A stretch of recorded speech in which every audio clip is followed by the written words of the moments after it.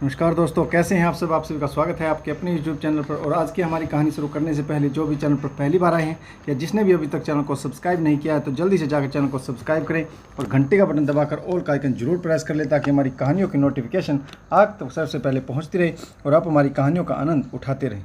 दोस्तों, अगर आपको हमारी कहानियाँ अच्छी लगती हैं तो लाइक, शेयर और कमेंट्स करना ना भूलें ताकि हमारा भी हौसला बढ़ता रहे और हम आपके लिए नई नई कहानियाँ लेकर आते रहें। तो ये चलिए शुरू करते हैं आज की एक और बेहतरीन कहानी। सीमा रसोई के दरवाजे से चिपकी खड़ी रही, लेकिन अपने आप में खोए हुए उसके पति रमेश ने एक बार भी पीछे मुड़कर नहीं देखा। बाएं हाथ में फाइलें दबाए वह चुपचाप दरवाज़ा खोलकर बाहर निकल गया और धीरे धीरे उसकी आंखों से ओझल हो गया। आज चौथा दिन था कि रमेश उससे एक शब्द भी नहीं बोला था। आखिर उपेक्षा भरी इस कड़वी जिंदगी के जहरीले घुट वह कब तक पिएगी। हताश निराश सी वह रसोई के कोने में बैठ गई थी। तभी पड़ोस की खिड़की से छन कर आती खिलखिलाहट की आवाज़ों ने उसे चौंका दिया। वह दबे पांव खिड़की की ओर बढ़ गई और दरार से आंख लगाकर देखा लीला का पति सूखे टोस्ट चाय में डुबो कर खा रहा था और लीला किसी बात पर खिलखिलाते हुए पति की कमीज में बटन टाँक रही थी। चाय का आखिरी घूंट भरकर लीला का पति उठा और कमीज पहनकर बड़े प्यार से लीला का कंधा थपथपाया और दफ्तर जाने के लिए बाहर निकल गया। सीमा के मुंह से एक ठंडी आह निकली। कितने खुश हैं ये दोनों, रूखा सूखा खाकर भी हंसते खेलते रहते। लीला का पति कैसे दुलार से उसे देखता हुआ दफ्तर गया है। सीमा को विश्वास नहीं होता कि वह लीला है जो कुछ वर्षों पहले कॉलेज में भोंदू कहलाती थी। पढ़ने में फिसड्डी और महाबेवकूफ़, न कपड़े पहनने की तमीज़ थी और न ही बात करने का सलीका। ढीले ढीले कपड़े पहनकर वक्त बेवकूफ़ी भरी हरकतें करती रहती थी। क्लासरूम से 100 गज दूरी भी उसे कोई कुत्ता दिखाई पड़ जाता तो बैत लेकर उसे मारने दौड़ती। लड़कियां हंसकर कहती थी कि इस भोंदू से कौन शादी करेगा। तब सीमा ने ख्वाब में भी नहीं सोचा था कि एक दिन यही फूहड़ और भोंदू लीला शादी के बाद उसकी पड़ोसिन बनकर आ जाएगी और वह खिड़की की दरार से चोर की तरह झांकती हुई उसे अपने पति से असीम प्यार पाते हुए देखेगी। निराशा की लहर सीमा के पूरे व्यक्तित्व में दौड़ गई और वह अनमनी से अपने कमरे में जाकर लेट गई। सीमा पानी। तभी अंदर के कमरे से क्षीण सी आवाज़ आई। वह उठने को हुई लेकिन फिर ठिठक कर रुक गई। उसके नथुने गुस्से से फूल गए। अब क्यों बुला रही हो सीमा को? वह बड़बड़ाई। बुलाओ ना अपने लाडले बेटे को जो तुम्हारी वजह से हर दम मुझे दुत्कारता है और जरा जरा सी बात में मुँह टेढ़ा कर लेता है। बुढ़िया, तुम मर क्यों नहीं जाती? मेरी गृहस्थी में भी शांति हो जाएगी। जब तक तू जिंदा रहेगी तेरा बेटा मुझे सम्मान नहीं देगा। उसे तो हमेशा यही लगता है कि मैं तेरी सेवा नहीं करती। और प्रतिशोध की एक कुटिल मुस्कान उसके चेहरे पर आ गई। सास पानी के लिए पुकारती रही लेकिन सीमा उसे अनसुना करके अपने दोनों हाथ कमर पर रखकर तन कर अपने पति रमेश की फ़ोटो के सामने खड़ी हो गई। ठीक है रमेश, तुम इसलिए मुझसे नाराज़ हो ना कि मैंने तुम्हारी माँ को टाइम पर खाना और दवाई नहीं दी और उससे जवान चलाई। तो लो, यह सीमा का बदला। अब तुम मेरा प्रतिशोध देखो। मैं तुम्हारी माँ को कैसे बूंद बूंद पानी के लिए तरसाती हूँ। 24 घंटे तो तुम अपनी माँ की चौकीदारी नहीं कर सकते ना। रहना तो उसे मेरे पास ही है। तुम्हारी नफरत का बदला मैं तुम्हारी माँ से लूँगी। फिर वह रोब में भर कर बोली, सीमा सब कुछ सह सकती है, अपनी उपेक्षा नहीं। दोस्त के साथ मैं तुम्हारी माँ की चक्कारी नहीं करूँगी। फिर उसके चेहरे की जहरीली मुस्कान एक क्रूर हंसी में बदल गई और वह खिलखिला कर हंस पड़ी।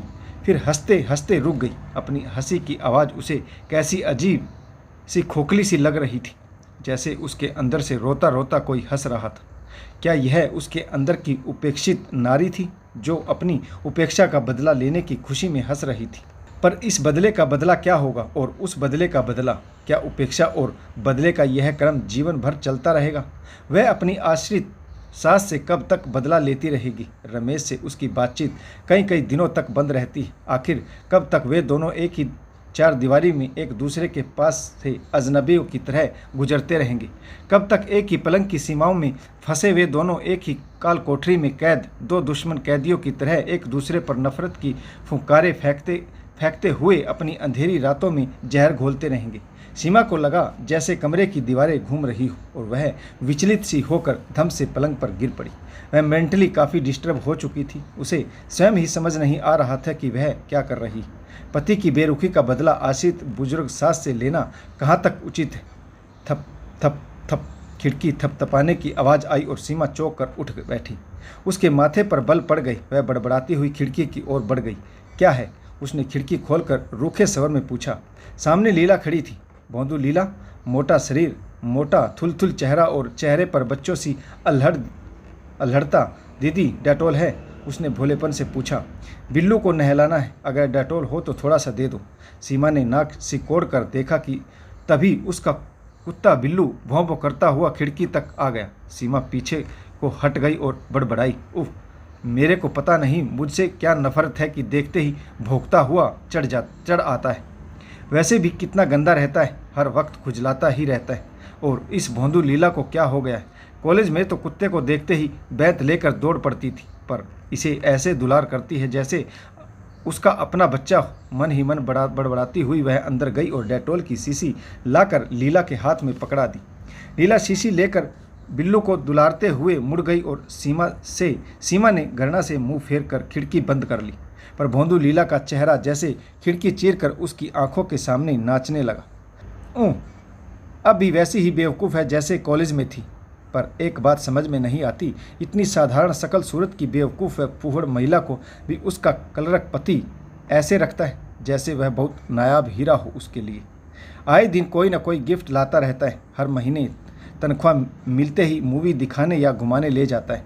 खिड़की के पार उनके ठहाके गूंजते तो सीमा हैरान होती और मन ही मन उसे लीला के पति पर गुस्सा भी आता कि आखिर उस फूहड़ लीला में ऐसा क्या है जो वह उस पर हर दिलो जान से फिदा है।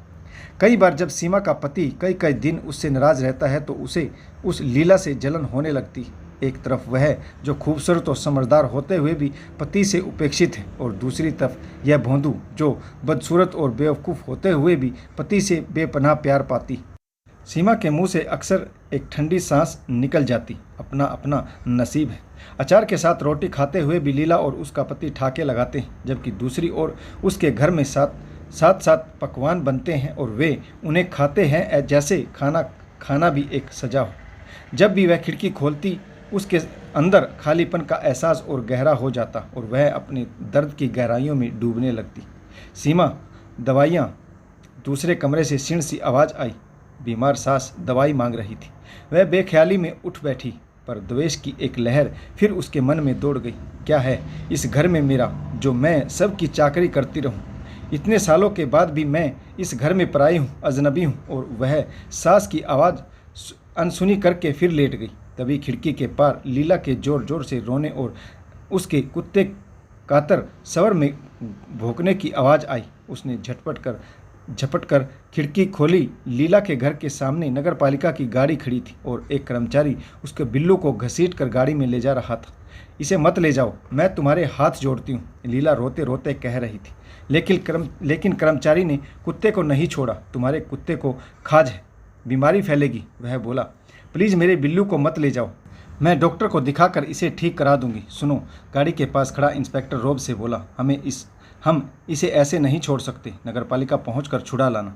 2000 रुपये जुर्माना देना पड़ेगा। रुको, मैं जुर्माना दूंगी, कहकर वह पागलों की तरह सीमा के घर की ओर भागी और सीमा को खिड़की के पास खड़ी देखकर गिड़गिड़ाते हुए बोली, दीदी मेरे बिल्लू को बचा लो, मुझे 2000 रुपये उधार दे दो। पागल हो गई हो क्या? इस गंदे और बीमार कुत्ते के लिए 2000 रुपये देना चाहती हो? ले जाने दो, दूसरा कुत्ता पाल लेना, सीमा बोली। लीला ने एक बार असीम निराशा और वेदना के साथ सीमा की ओर देखा। उसकी आंखों से आंसुओं की धारा बह रही थी। सहसा उसकी आंखें अपने हाथ में पड़ी सोने की पतली सी एकमात्र चूड़ी पर टिक गई। उसकी आंखों में से एक चमक आ गई और वह चूड़ी उतारती हुई वापस कुत्ता गाड़ी की तरफ दौड़ पड़ी। भैया यह लो जुर्माना, मेरे बिल्लू को छोड़ दो, वह चूड़ी इंस्पेक्टर की ओर बढ़ाती हुई बोली। इंस्पेक्टर भौचक्का सा कभी उसके हाथ में पकड़ी सोने की चूड़ी की ओर और कभी उस कुत्ते की ओर देखने लगा। सहसा उसके चेहरे पर दया की एक भावना आ गई। इस बार छोड़ देता हूँ, अब बाहर मत निकलने देना, उसने कहा और कुत्ता गाड़ी आगे बढ़ गई। लीला एकदम कुत्ते से लिपट गई, जैसे उसे अपना खोया हुआ कोई प्रियजन मिल गया हो। और वह फूट फूट कर रोने लगी। सीमा दरवाज़ा खोलकर उसके पास पहुंची और बोली, चुप हो जाओ लीला, पागल ना बनो। अब तो तुम्हारा बिल्लू छूट गया, पर क्या कोई कुत्ते के लिए भी इतना परेशान होता है? लीला ने सिर उठाकर कातर दृष्टि से उसकी ओर देखा। उसके चेहरे से वेदना फूट रही सी। ऐसा ना कहो सीमा दीदी, ऐसा ना कहो। यह बिल्लू है, मेरा प्यारा बिल्लू। जानती हो, यह इतना सा था जब मेरे पति ने इसे पाला था। उन्होंने खुद चाय पीनी छोड़ दी थी और दूध बचाकर इसे पिलाते थे। प्यार से इसे पुचकारते थे, दुलारते थे। मेरे पति इससे बहुत प्यार करते हैं। यह उनकी अनमोल धरोहर है। मुझ पर इसकी रक्षा और सुरक्षा की जिम्मेदारी है। मैं अपने पति के साथ छलावा नहीं कर सकती। अब मैं इसे दुत्कार कर छोड़ दूं या जल्लादों के हवाले कर दूं, इसलिए कि यह बूढ़ा हो गया है, बीमार है, इसे खुजली हो गई? नहीं दीदी नहीं, मैं इसकी सेवा करूंगी, इसके जख्म धोऊंगी, क्योंकि यह मेरे लिए साधारण कुत्ता नहीं। यह बिल्लू है, मेरे पति का जान से भी प्यारा बिल्लू। और जो चीज़ मेरे पति को प्यारी है वह मुझे भी प्यारी, चाहे वह बीमार कुत्ता ही क्यों ना हो। सीमा ठगी सी खड़ी रह गई। आंसुओं के सागर में डूबी यह भोंदू क्या कह रही है? उसे लगा जैसे लीला के शब्द उसके कानों के पर्दों पर हथौड़ों की तरह पड़ रहे हों और उसका बिल्लू भौं भौं करके उसे अपने घर से भगा देना चाहता हो। अकस्मात ही उसकी रुलाई फूट पड़ी और उसने लीला का आंसुओं भरा चेहरा अपने दोनों हाथों में भर लिया। मत रो मेरी लीला, आज तुमने मेरी आंखों के जाले साफ कर दिए। आज मैं समझ गई कि तुम्हारा पति तुमसे इतना प्यार क्यों करता है, क्योंकि तुम्हें अपने पति की हर चीज़ जान से प्यारी। तुम उस जानवर को भी प्यार करती हो जो तुम्हारे पति को प्यारा है।